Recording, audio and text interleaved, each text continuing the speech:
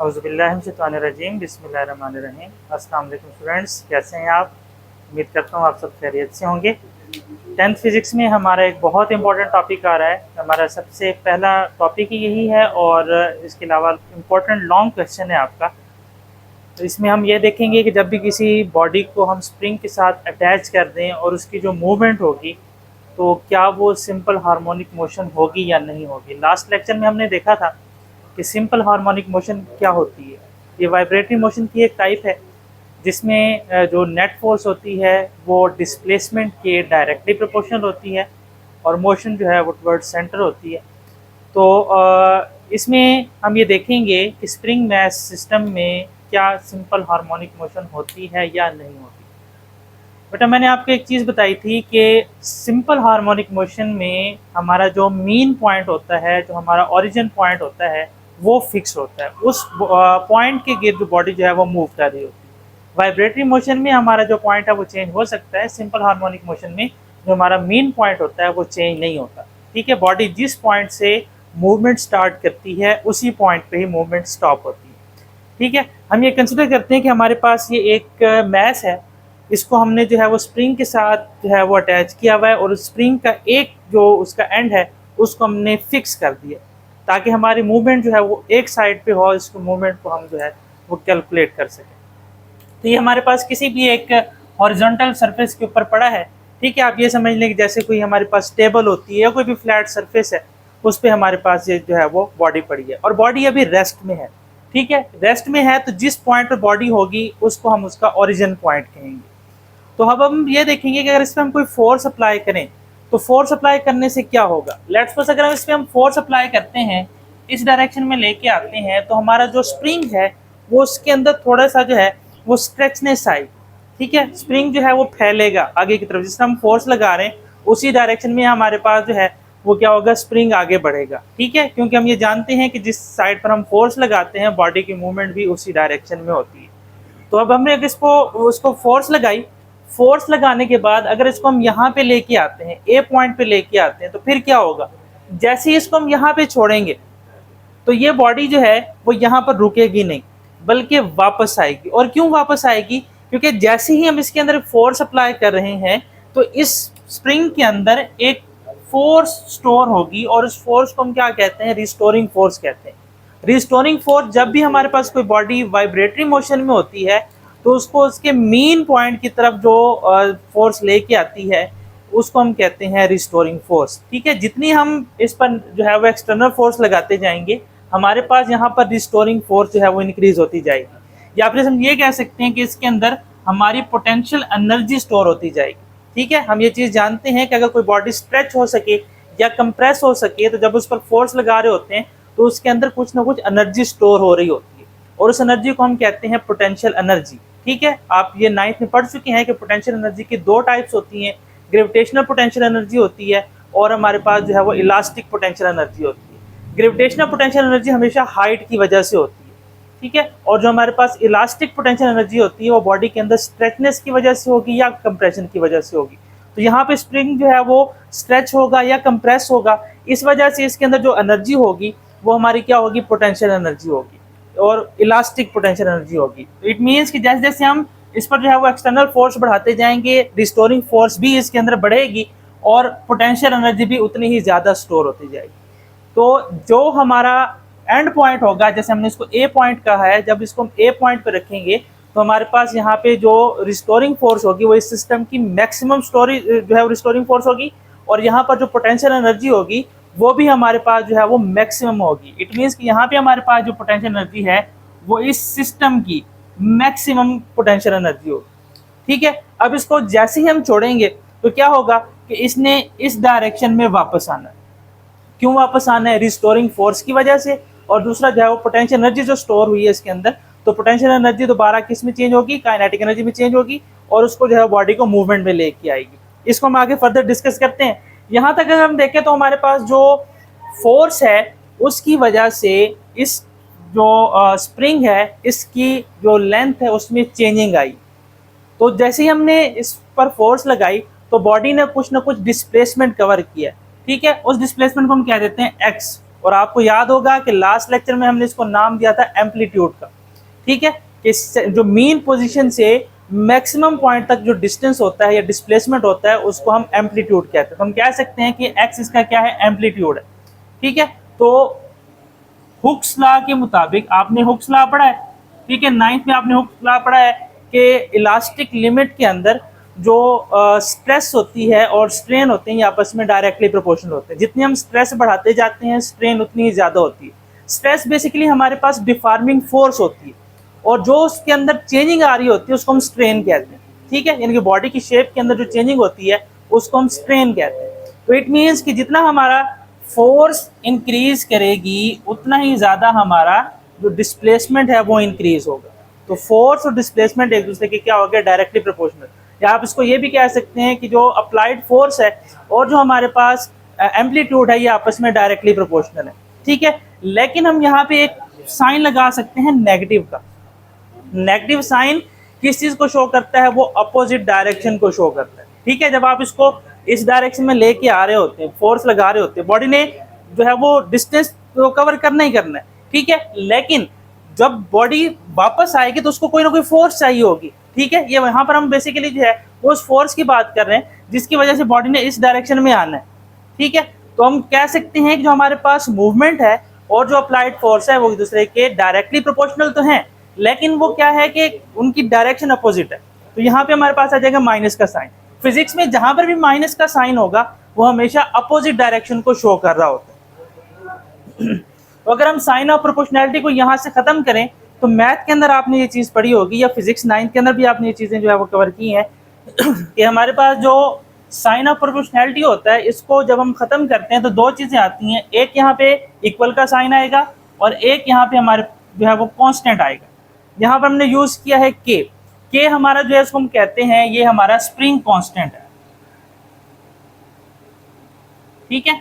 Constant के बारे में आप जानते हैं कि कांस्टेंट की वैल्यू चेंज नहीं होती, ठीक है। एक खास जो है वो सिचुएशन के अंदर जो है वो कांस्टेंट की वैल्यू चेंज नहीं होती। तो यहाँ पर हमारे पास कौन सी ऐसी कंडीशन होगी जिसमें कांस्टेंट की वैल्यू चेंज ना हो, जब हमारे पास एक ही जो है वो साइज के स्प्रिंग होंगे और एक ही मटेरियल के बने होंगे, यानी कि उनकी थिकनेस सेम हो और उनका मटेरियल भी सेम हो, ठीक है। आप ये नहीं कह सकते कि एल्यूमिनियम के एक आपके पास स्प्रिंग है और एक आयरन का स्प्रिंग है, दोनों के अंदर जो स्टिफनेस होगी वो सेम होगी, ऐसा नहीं होता। आयरन और जो एल्यूमिनियम है दोनों की क्योंकि डेंसिटी के अंदर डिफरेंस होता है, इट मीन्स कि उनका जो स्प्रिंग बनेगा उसकी जो स्टिफनेस है उसमें भी क्या होगा, चेंजिंग होगी। तो जब हमारे पास मटेरियल चेंज हो या हमारे पास जो हमने कोई सेम ही अगर मटेरियल है और उसकी जो हमने थिकनेस चेंज कर दी है, साइज चेंज कर दिया है, तो उससे भी हमारे पास जो के की वैल्यू है वो चेंज हो सकती है। तो यहाँ पे हम कह सकते हैं कि एफ की वैल्यू हमारे पास आ जाएगी -kx, ठीक है। यहाँ पर के हमारे पास क्या चीज़ है, कांस्टेंट है। बेटा आप एक चीज़ जानते हैं, जब भी किसी बॉडी पे फोर्स अप्लाई की जाए तो फोर्स की वजह से उस बॉडी के अंदर एक्सेलरेशन प्रोड्यूस होता है, ठीक है। अब यहाँ पे आप देखें एक्सेलरेशन कब होता है, जब हमारी वेलोसिटी चेंज हो रही हो। अब यहाँ पे जब बॉडी रेस्ट में थी तो उसकी वेलोसिटी जो है वो 0 थी, ठीक है। और जब आप इसको यहाँ पे लेके आएंगे तो इट मीन्स कि इसमें वेलोसिटी के अंदर कोई ना कोई चेंजिंग आई है, ठीक है। या जब यहाँ से बॉडी मूव करेगी तो उसमें भी वेलोसिटी के अंदर चेंजिंग होगी तो वहाँ पर एक्सेलरेशन प्रोड्यूस होगा। तो ऐसी कोई भी कंडीशन हमारे पास हो जहाँ पर फोर्स की वजह से एक्सेलरेशन प्रोड्यूस हो रहा हो तो वहाँ पर हम फोर्स के लिए जो है वो न्यूटन सेकंड लॉ यूज़ कर सकते हैं। न्यूटन सेकंड लॉ क्या कहता है, F = ma, ठीक है। इसको अगर इस हम इक्वेशन के अंदर पुट कर दें तो हमारे पास आ जाएगा ma = -kx, ठीक है। तो हम अगर इसको सेपरेट कर लें एक्सेलरेशन के लिए, अगर हमने वैल्यू निकालनी हो, m यहाँ पे मल्टीप्लाई हो रहा है, इधर आके हो जाएगा डिवाइड, ठीक है। तो यहाँ पे हमारे पास k क्या चीज़ है, कांस्टेंट है, x हमारे पास एम्पलीट्यूड है और m क्या चीज़ है हमारे पास, ये हमारे पास बॉडी का मैस है जो भी हमने सिस्टम के साथ बांधी हुई, ठीक है। एक चीज़ आप जानते हैं कि अगर हमारे पास कोई भी चीज़ नोमिनेटर में होती है तो वो इस साइड की वैल्यू के क्या होती है, डायरेक्टली प्रोपोर्शनल होती है, और डिनोमिनेटर में हो तो इनवर्सली प्रोपोर्शनल होती है। न्यूटन सेकंड लॉ में आपने पढ़ा हुआ भी है कि एक्सेलरेशन हमेशा मैस के इनवर्सली प्रोपोर्शनल है, ठीक है। तो ये इसको शो कर रहा है। तो इट मीन्स हम ये कह सकते हैं, अगर इसको हम सेपरेट कर लें वैसे, तो इसको अगर हम वैसे सेपरेट कर लें, ठीक है, तो यहाँ पे हमारे पास एक्सेलरेशन = -kx हो सकता है। और k को जब हम खत्म करते हैं, कांस्टेंट को खत्म करेंगे उसके लिए हमें यहाँ पर इक्वल का साइन भी खत्म करना पड़ेगा, क्योंकि जब हम प्रोपोर्शनैलिटी लगाते हैं, खत्म करते हैं, तो इक्वल और क्या आता है या कांस्टेंट आता है। जब आप कांस्टेंट और इक्वालिटी को खत्म करेंगे तो आपके पास आ जाएगा प्रोपोर्शनैलिटी साइन।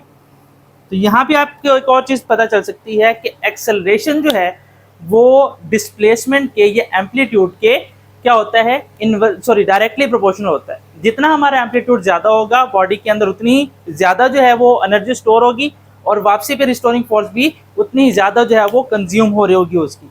इट मीन्स कि वो ज्यादा मूवमेंट में आएगा, ज्यादा मूवमेंट होगी तो एक्सेलरेशन भी क्या होगा, ज्यादा होगा। लेकिन उन दोनों की डायरेक्शन आपस में क्या होगी, अपोजिट होगी, क्योंकि यहाँ पे क्या साइन आ रहा है, नेगेटिव साइन आ रहा है।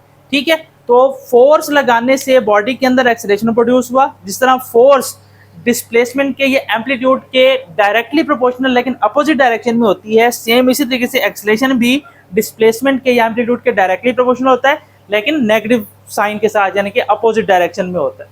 तो यहाँ से हम एक चीज़ कह सकते हैं कि हमने जो चीज़ पढ़ी थी डेफिनेशन के अंदर, कि जो फोर्स है वो डिस्प्लेसमेंट के डायरेक्टली प्रोपोर्शनल होती है, और सेकंड चीज़ क्या है कि उसकी जो डायरेक्शन होती है वो टुवर्ड्स द सेंटर होती है। ठीक है, अपोजिट डायरेक्शन में होते हैं। ठीक है, अब जरा इसके हम मूवमेंट को जरा जिक्र कर लें। ठीक है, मूवमेंट में अगर हम देखें तो मैंने आपको बताया है कि जब बॉडी ए पॉइंट की तरफ आएगी तो क्योंकि यहाँ पे आके उसने रुकना है, तो यहाँ पर उसकी वेलोसिटी कितनी होगी, 0 होगी। ठीक है, ये वाली वेलोसिटी आप छोड़ देंगे, जब रेस्ट में है तो उसकी हम जिक्र कर रहे थे। यहाँ पे जब इसको हम छोड़ेंगे तो इसने इस तरफ आना है। ठीक है, क्योंकि एनर्जी जो है वो कंज्यूम हो रही है, पहले यहाँ पर स्टोर हो रही थी, अब उसने यूज करनी है, तो उसकी जो मूवमेंट है वो बढ़ती जाएगी, और इस पॉइंट पे आके, यानी कि ओरिजिन पॉइंट पे आके इसकी जो वेलोसिटी है वो क्या होगी, मैक्सिमम होगी। वेलोसिटी मैक्सिमम होने का मतलब क्या है कि इट मीन्स कि वहां पे हमारे पास जो जितनी भी पोटेंशियल एनर्जी थी वो सारी की सारी क्या होगी, काइनेटिक एनर्जी में कन्वर्ट होगी। ठीक है, काइनेटिक एनर्जी, अब फार्मूला आपको पता है काइनेटिक एनर्जी का क्या होता है, 1/2 mv², क्योंकि यहाँ पे वेलोसिटी है, यहाँ पे वेलोसिटी क्या थी, 0 थी, तो 0 का अगर इससे मल्टीप्लाई कर दें तो काइनेटिक एनर्जी यहाँ पे क्या हो जाती है, 0 हो जाती है। जहाँ पे पोटेंशियल एनर्जी मैक्सिमम होगी, काइनेटिक एनर्जी क्या होगी, वहाँ पे मिनिमम होगी, 0 होगी हमारे पास वैल्यू। इस तरीके से जहाँ पर आके जो हमारी पोटेंशियल एनर्जी है वो 0 हो गई, तो इट मीन्स कि यहाँ पे हमारे पास जो काइनेटिक एनर्जी है वो क्या होती है, मैक्सिमम होगी। तो मेन पॉइंट पे जब बॉडी वाइब्रेटरी मोशन कर रही हो या जब बॉडी सिंपल हार्मोनिक मोशन में हो, तो उस वक्त जो है, जो उसके एक्सट्रीम पॉइंट होता है वहां पर पोटेंशियल एनर्जी मैक्सिमम होती है, काइनेटिक एनर्जी हमारे पास 0 होती है। जब वो मेन पॉइंट पे आता है तो यहाँ पर उसकी जो पोटेंशियल एनर्जी है वो 0 हो जाएगी, और काइनेटिक एनर्जी जो है वो क्या होगी, मैक्सिमम होगी। ठीक है, यहाँ तक ये चीज आपकी क्लियर है। इसके बाद जो है वो एक और चीज आप देखेंगे कि कभी भी बॉडी अपनी मेन पोजीशन पे आके उस वक्त नहीं रुकेगी जब वो रिस्टोरिंग फोर्स की वजह से वापस आ रही होगी। उसकी रीजन क्या है, उसकी रीजन होती है इनर्शिया।